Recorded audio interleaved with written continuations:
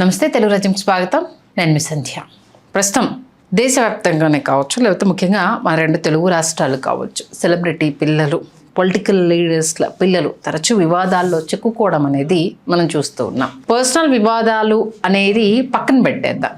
సెలబ్రిటీలు కాబట్టి ఏ చిన్న విషయం వచ్చినా కూడా అది రార్థాంతం అవ్వడము, మీడియాకి ఒక ఆహారం కూడా మనందరికీ తెలిసిన విషయమే. కానీ కుటుంబాలు నాశనం అయ్యే అంశాలకు సంబంధించి, అంటే ముఖ్యంగా ఇప్పుడు హాట్ టాపిక్గా ఉన్న ఏపీకి సంబంధించిన ఇద్దరు political leader high profile case. ఒకరు మాజీ మంత్రిగా పనిచేసిన సీదిరి అప్పలరాజు గారు అయితే, మరొకరు జనసేన రాజ్యసభ ఎంపీ లింగంనేని రమేష్ గారు.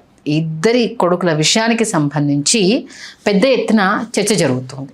దీంట్లో రెండు కోణాలు, హ్యుమానిటీ గ్రౌండ్ లెవెల్ని చూడకుండా రాజకీయ పార్టీలు దొరికిందే తడువుగా దీన్ని రాజకీయం చేసే ప్రయత్నము, దాన్ని తమ అనుకూల మీడియాకు సంబంధించిన వాళ్ళు కావచ్చు, లేకపోతే అంధభక్తులు కొంతమంది, నేను అందరినీ ఇంక్లూడ్ చేయట్లేదు, అంధభక్తులు తమ పార్టీ ఏ చేసినా కరెక్టే అనేది. రెండు పార్టీలు అంటున్నాను, నేను ఏ ఒక్క పార్టీని అనట్లేదు, ప్లీజ్ అండర్లైన్ చేసుకోండి.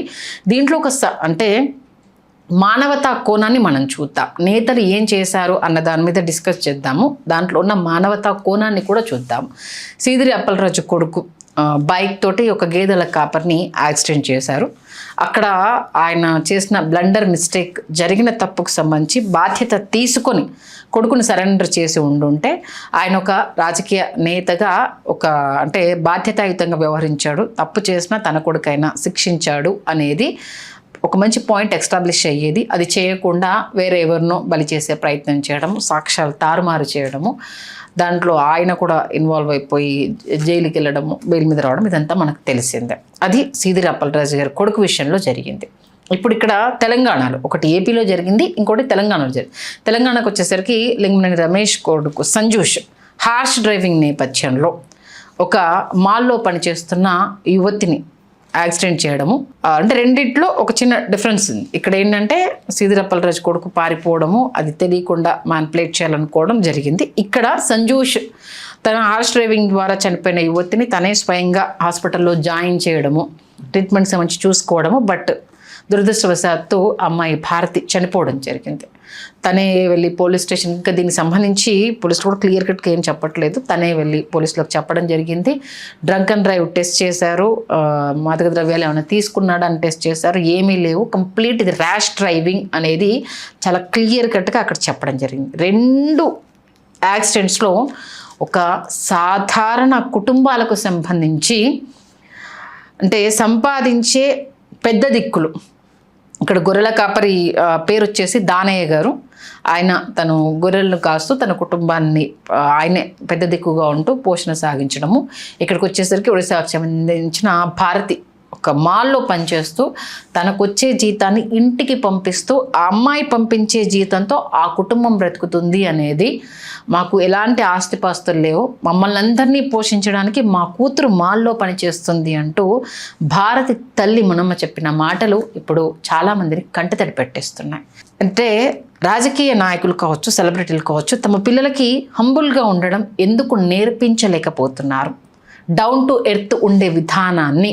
ఎందుకంటే మీరు ఒక సెలబ్రిటీషిప్లో ఉన్నారు, మీరు ప్రజాస్వామ్యంలో ఒక హై లెవెల్ ప్రొఫైల్లో ఉన్న వ్యక్తులు, మిమ్మల్ని చూసి ఆ కింది కార్యకర్తలు కావచ్చు, వారి పిల్లలు కావచ్చు, అరే ఒక ఎంపీ కొడుకు అంత సాధారణంగా ఉంటుంటే నువ్వేంట్రా ఇలా అంటున్నామని చెప్పుకునే స్థాయిలో ఉండాలి. అలా ఉండకుండా ఒక మాల్ ఎంట్రన్స్, అంటే ఇతను డ్రైవ్ చేసింది ఏం పెద్ద హైవే కాదు, అంటే మెయిన్ రోడ్ మీద వెళ్తున్నప్పుడు అక్కడ ఎంత స్పీడ్లో వెళ్ళాలి అని తెలియకుండా హార్ష్ డ్రైవింగ్ చేయడము అనేది సంజూష్కి మరి తండ్రి ఏ నేర్పిస్తున్నాడు అనేది.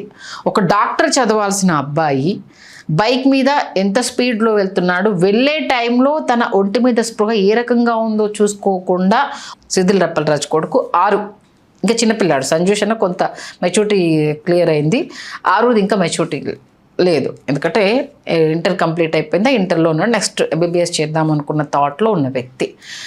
ఇద్దరు యంగర్ జనరేషన్, అవునన్నా కాదన్నా. అంటే తండ్రి ఆ స్థాయిలో ఉన్నప్పుడు పిల్లలు ఎందుకు దానికి సంబంధించి, ఎందుకంటే మనకు బండి సంజయ్ గారి కొడుకు దంతం కూడా మనం చూడడం జరిగింది.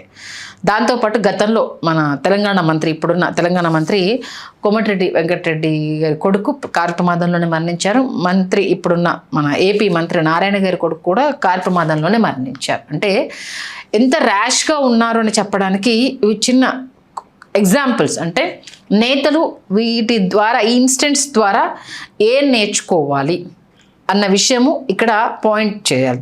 ఇది పక్కన పెడితే 2 కుర్రాలు చేసిన తప్పిదాలకి 2 కుటుంబాలు రోడ్డు మీద పడ్డాయి. అఫ్కోర్స్ సరే, ఫైనాన్షియల్గా వాళ్ళు ఏం సపోర్ట్ చేస్తారు, ఎలా ఫ్యామిలీకి అండగా ఉంటారు, ఏం జరుగుతుంది అనేది వాళ్ళు స్టేట్మెంట్లు ఇచ్చారు. బట్ ఇక్కడ సీదిరప్పలరాజు కొడుకు ఇన్సిడెంట్ వచ్చాక మెయిన్ అన్ని అనుకూల మీడియా కావచ్చు, దానికి సంబంధించి అస్త్రం దొరకగానే ఏమేమి కథనాలు వచ్చాయి ఇవన్నీ మనం చూసాం.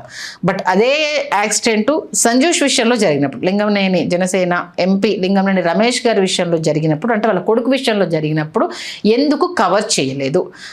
ఆగస్ట్ 16న ప్రమాదం జరిగితే చాలా ఆలస్యంగా వెలుగులోకి రావడము, అంటే ఆలస్యంగా వెలుగులోకి రావడానికి గల ప్రధాన కారణం ఏంటి? ఇంత హై ప్రొఫైల్ కేసులో ఉన్న యాక్సిడెంట్ ఇంత లేటుగా ఎలా వచ్చిందంటూ రకరకాల కోణాలని తెర మీద తీసుకొచ్చే ప్రయత్నం చేస్తున్నారు. అందుకే చెప్పారు 2 యాంగిల్స్ ఉన్నాయి ఇక్కడ. అనుకూల మీడియాకు సంబంధించి ఎవరికి వాళ్ళు దానికి సంబంధించి మాట్లాడడము, దాన్ని క్యాష్ చేసుకునే ప్రయత్నం చేయడము, ఇది వీళ్ళ తీరు అని చెప్పడము అనేది మనం చూస్తున్నాం. ఇదే అంశానికి సంబంధించి సీదిరప్పలరాజు కొడుకులో తెగ ఊగిపోయారు కదా. మరి మీ ఎంపీ విషయంలో జరిగిన అంశానికి సంబంధించి మీరెందుకు ఇది తెర మీద తీసుకురావట్లేదు, ఇలా చేశారంటే అలా చేశారంట అంటూ వైఎస్ఆర్సీపీ అనుకూల మీడియా నుంచి వెళ్ళి సోషల్ మీడియాలో వస్తున్న ప్రశ్నలు. హ్యుమానిటీ అనే గ్రౌండ్ లెవెల్ గురించి మాత్రం ఇక్కడ ఎవరు ప్రశ్నించకపోవడం అనేది, వాళ్ళ బిహేవియర్ల గురించి ఎవరు మాట్లాడకపోవడం అనేది చాలా చాలా బాధాకరమైన విషయం. ఎందుకంటే ఒక సామాన్య మధ్యతరగతి కుటుంబంలో ఒక్కరి జీతం ఆలస్యమైన ఆ ఇల్లు ఎంత తలకిందులు అవుతుంది అనేది సామాన్య దిగువ మధ్యతరగతి కుటుంబానికి సంబంధించి మ్యాక్సిమం ఇంట్లో ఉన్న వాళ్ళందరూ పని చేస్తే తప్పితే వాళ్ళ ఫ్యామిలీలు గడవని పరిస్థితి ఉంటుంది. మధ్యతరగతిలో డిఫరెంట్ ఉంటుంది. ఒక్కోసారి గతంలో చూసుకుంటే తండ్రి ఒక్కడే సంపాదించేవాడు, మిగతా వాళ్ళందరూ ఆ తండ్రి తెచ్చిన సంపాదనలో ఉండరు. ఇప్పుడు కాలం మారింది కాబట్టి తండ్రికి చేదోడు వాదోడుగా ఉండే వాళ్ళు ఉన్నారు. భర్తకు సపోర్టుగా భార్య కూడా జాబులు చేస్తూ కుటుంబాన్ని నెట్టుకొస్తున్న పరిస్థితులు మనకు ఉన్నాయి. దీంట్లో ఏ ఒక్కరి జీతం ఆగిపోయినా, ఏ ఒక్కరు సంపాదించకపోయినా ఇళ్ళమ్మ రాజులు పస్తులు ఉండాల్సిన పరిస్థితి. ఎందుకంటే ప్రభుత్వం ఇచ్చే రేషన్ బియ్యము ఎన్ని ఇంట్లో ఉన్న ఎంతమందికి ఎన్ని రోజులు వస్తుంది ఇవన్నీ కౌంట్ చేసుకుంటే మిగతా ఖర్చులకు సంబంధించి ఇంటి అద్దె కావచ్చు, మిగతా ఇవన్నిటికి సంబంధించి వాళ్ళు ఎంత కష్టపడతారు అనేది అందరికీ తెలిసిన విషయమే కదా, అది చెప్పాల్సిన అవసరం లేదు కదా. 2 యాక్సిడెంట్లకు సంబంధించి ఇప్పుడు 2 కుటుంబాలు రోడ్డు మీద పడ్డాయి. వీళ్ళు ఎలా కాంపన్సేషన్ చేస్తారు, చేసినా పోయిన మనిషి తిరిగి వస్తాడా అంటే సమాధానం కూడా ఉంటుంది. ఇక్కడ జరిగిన తప్పును తప్పని చెప్పకుండా దాన్ని కప్పిపుచ్చే ప్రయత్నం చేయడము, 2 పార్టీలకు సంబంధించి చెప్తున్నాను, దాన్ని కప్పిపుచ్చే ప్రయత్నం చేయడము, తప్పు ఎవరు చేసినా అది చిన్నైనా పెద్దయినా తప్పు తప్పే, ఇది గుర్తుపెట్టుకోండి. అందులోనూ ప్రాణాలతో చెలగాటమాడము క్షమించరాని తప్పు. దీంట్లో ఇక్కడ సీదిరప్పలరాజు గారేమో సాక్ష్యాలు తారుమారు చేసి ఇంకెవరినో ఇరికించే ప్రయత్నం చేయడంతో అడ్డంగా దొరికిపోయారు. దానికి సంబంధించి జీవితం గడిపారు. వాళ్ళ అబ్బాయి బెయిల్ మీద వచ్చారు, తెలిసిన విషయమే. ఇక్కడ సంజూష్ విషయంలో కొంత మతలబు చేసే ప్రయత్నం చేశారు అనేది కొంత అనుకూల మీడియా నుంచి వచ్చిన మాటలు. 16th జరిగితే మ్యానిపులేట్ చేసే ప్రయత్నం చేశారు. డీసీపీ రితిరాజ్ ఆమె కొంత straight forward and strict officer అన్న పేరు ఆవిడ తెలంగాణలో ఉంది. ఆవిడ ఏ కోసాన దీన్ని పడనీయలేదు. రితిరాజ్ గారు ఆమె ఎక్కడా తగ్గను అనడం వల్ల మాత్రమే ఈ కేసు బయటకు వచ్చింది అనేది ఇంకో వాదన. ఎందుకంటే ఇన్సిడెంట్ జరిగిన 2 రోజుల తర్వాత ఎంపీ లింగంనేని రమేష్ గారు, రాజ్యసభ ఎంపీ లింగంనేని రమేష్ గారు ట్వీట్ పెట్టారు, ఆ కుటుంబానికి అండగా ఉంటాము అనేసని. కానీ తన కొడుకు చేసింది తప్పు, ఒక మహిళ ప్రాణం పోయింది, దీన్ని క్షమించరాని నేరంగా పరిగణించాలి అని ఇక్కడ ఆయన స్టేట్మెంట్ ఇవ్వలేదు. ఆ కుటుంబానికి అండగా ఉంటామని చెప్పడం సంతోషకరమైన విషయం. కానీ తన కొడుకు చేసిన తప్పుకు సంబంధించి బాధ్యత తీసుకోవడం కూడా ఒక తండ్రిగా తన పెంపకంలో లోటు ఉంది అన్న విషయం ఇక్కడ సీదిరప్పలరాజు గారైనా గమనించాల్సిందే, ఎంపీ లింగంనేని రమేష్ గారైనా గమనించాల్సిందే. ఎందుకంటే ఇద్దరు డ్రైవింగ్ విషయంలో చేసిన పొరపాటు, అంటే మీ పెంపకంలో మీరు కొన్ని విషయాలు వారికి చెప్పకపోవడం వల్ల జరిగిన పొరపాటు. ఇప్పుడు అమ్మాయి భారతిముఖి చనిపోయిన దానికి సంబంధించి ఇప్పుడు ఆ తల్లి ఒడిశా నుంచి వెళ్ళి పంపిన సందేశాలు సోషల్ మీడియాలో చక్కర్లు కొడుతున్నాయి. నా కూతురు అక్కడ రోజుకు 12 గంటలు 15 గంటలు కష్టపడి సంపాదించిన డబ్బుని తన అవసరాల కోసం వాడుకోకుండా మా కుటుంబ పోషణకు ప్రతీ నెల తను పంపిస్తేనే మా కుటుంబం గడుస్తుంది. ఇప్పుడు ఆ కూతురు లేదు అని అంటే అసలు మేము జీర్ణించుకోలేకపోతున్నాము. మమ్మల్ని పోషించే మా బిడ్డ మా కళ్ళ ముందు లేదు అని అంటే మేము ఎవరిని అడగాలి? మా రాష్ట్రం కాదు, మా ప్రాంతంలో జరిగింది కాదు, ఏం చెప్పాలో కూడా నాకు అర్థం కావట్లేదు అంటూ ఆ తల్లి ఆవేదన అనేది చూసిన వాళ్ళందరినీ కంటతడి పెట్టేస్తుంది. ఎంతో ఉజ్వల భవిష్యత్తు ఉన్న ఒక ఆడపిల్ల రేపు తన కుటుంబానికి అండదండగా ఉంటూ తన పిల్లలని ఎన్నో కలలు కనుంటుంది. ఇప్పుడు అమ్మాయి భవిష్యత్తు ఆ అమ్మాయికి తెలియకుండా ఛిద్రమైపోవడము అనేది, అంటే సెలబ్రిటీషిప్ ఉన్నంత మాత్రాన, సెలబ్రిటీ పిల్లలు అయినంత మాత్రాన ఏం చేసినా చెల్లుతుందా? ఎందుకు మీ పిల్లలకు హంబుల్గా ఉండడం మీరు నేర్పలేకపోతున్నారు? ఎందుకు లో ప్రొఫైల్ మెయింటైన్ చేయాలని చెప్పలేకపోతున్నారు? చాలా ఇన్స్టెంట్స్లో ఈ మధ్యకాలంలో మీ అంటే నేతలకు సంబంధించి మనకు బయటికి రాకుండా మేనేజ్ అవుతున్న ఇంకెన్నో చెప్పలేము. దేశం యావత్తు జరుగుతున్న అనేక అంశాలకు సంబంధించి, ముఖ్యంగా మన తెలుగు రాష్ట్రాల్లో జరిగిన ఈ మధ్యకాలంలో జరిగిన ఇన్సిడెంట్స్కి సంబంధించి మేము ఉన్నాం కదా, మా నాన్న చూసుకుంటారులే ఏది జరిగినా అన్న ఆ పొగరు తలకెక్కితే ఇలాంటి ఇన్సిడెంట్ ద్వారానే ఆ పొగరు అనేది దిగిపోతూ ఉంది. ఎందుకంటే ఇక్కడ మానవత్వ కోణంలోనే మనం ఆలోచించాలి. 2 ఫ్యామిలీలకు సంబంధించిన పెద్ద దిక్కులు, ఆ కుటుంబానికి బాధ్యత వహించే 2 వ్యక్తులు మరణించడము అనేది చాలా చాలా బాధాకరమైన విషయం. నిజంగా అంటే ర్యాష్ డ్రైవింగ్కి సంబంధించి కావచ్చు, వాళ్ళ సోషల్లో వాళ్ళ బిహేవియర్కి సంబంధించి కావచ్చు, ఎక్కడెక్కడ ఎప్పుడు చర్చ జరుగుతుంది. ఎందుకంటే ఒకప్పుడుతో కంపేర్ చేస్తే ఇప్పుడు మీడియా కళ్ళు అనేవి చాలా ఎక్కువైపోయాయి. Not only main media, social media అనేది ఎప్పుడు ఏది దొరుకుతుందా, ఎప్పుడు ఏ అస్త్రం దొరుకుతుందా, రాజకీయ పార్టీలు కావచ్చు, వాళ్ళకు అనుకూలంగా మాట్లాడాలనుకునే వాళ్ళు కావచ్చు, మాకు స్టఫ్ దొరికితే చాలు అనుకునే వాళ్ళు కావచ్చు, ఇలా చెప్పుకుంటూ పోతే చాలా మాధ్యమాలు వెయిట్ చేస్తున్నాయి. ఎప్పుడు ఏ న్యూస్ దొరుకుతుందా, ఎప్పుడు దాన్ని స్ప్రెడ్ చేద్దామా, ఎప్పుడు దాన్ని వైరల్ చేద్దామా, ఎప్పుడు దాన్ని క్వశ్చన్ చేద్దామా అనేసరి. కాబట్టి మన వల్ల ఒకరు బాగుపడకపోయినా పర్వాలేదు, కానీ ఒకరి కుటుంబాన్ని రోడ్డు మీదకి తీసుకొచ్చే హక్కు మనకెవరు ఇచ్చారు అది తెలుసుకోవాలి కదా.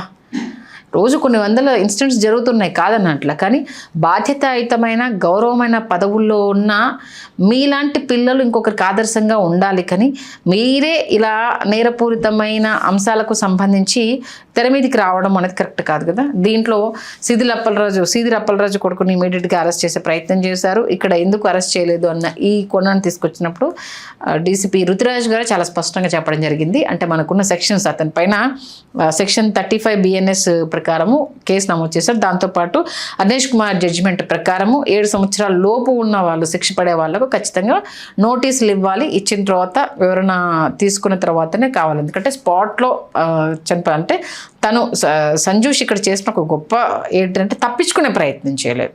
ఇది ఒక్క విషయానికి మాత్రం సంజూష్ని అభినందించాల్సిందే. వేరే వాళ్ళు అయితే మనకెందుకులే అనేసి వెళ్ళిపోతారు. సంజూష్ ఇక్కడ బాధ్యతాయుతంగా తను చేసిన తప్పుకు ఇమీడియట్గా రెస్పాండ్ అయ్యాడు. హాస్పిటల్కి తీసుకెళ్ళాడు. దురదృష్టవశాత్తు ఆమె ప్రాణాలు కోల్పోయింది. మరి హాస్పిటల్ నుంచి పోలీస్ స్టేషన్కి కంప్లైంట్ వెళ్ళిందా, సంజూషే వెళ్ళి సరెండర్ అయ్యాడన్న విషయం అయితే ఇక క్లారిటీ రాలేదు. బట్ ఒకటే, ఇక్కడ తను మద్యం సేవించలేదు, ఎలాంటి డ్రగ్స్ తీసుకోలేదు, అది క్లియర్ కట్గా అయితే బయటపడింది అన్నది చాలా క్లియర్గా చెప్పడింది. కాబట్టి 7 సంవత్సరాల లోపు అంటే ఇప్పుడు అతని పైన పెట్టిన సెక్షన్ల కింద 35(3) BNS సెక్షన్ ప్లస్ మన అర్నేష్ కుమార్ జడ్జిమెంట్ ప్రకారము ఉన్నది కాబట్టి అరెస్ట్ చేయలేదు. నోటీసులు అయితే ఇచ్చాము. దాని ప్రకారం వివరణ తీసుకున్న తర్వాత ఆయన కార్ని మన కోర్టులో అంటే అప్పగించేసాము అనేసి చెప్పారు. బట్ ఏదో జరిగింది అన్న అదైతే, ఎందుకంటే 2 days అయిన తర్వాత న్యూస్ బయటకు వచ్చింది కాబట్టి మ్యానిపులేట్ చేసే ప్రయత్నం చేశారు. ఎక్కడో ఏదో జరిగింది కాబట్టి బయటకు వచ్చిందన్న ఇది వైఎస్ఆర్సీపీ వాళ్ళు తెర మీద తీసుకొస్తున్నారు.